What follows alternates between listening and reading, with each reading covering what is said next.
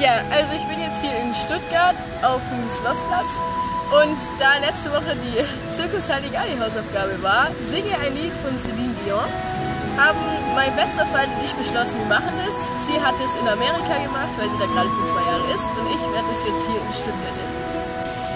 Auf in die Schlacht!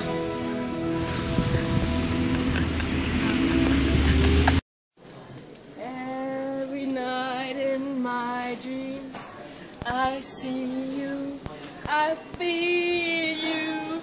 That is how I know you. Go on.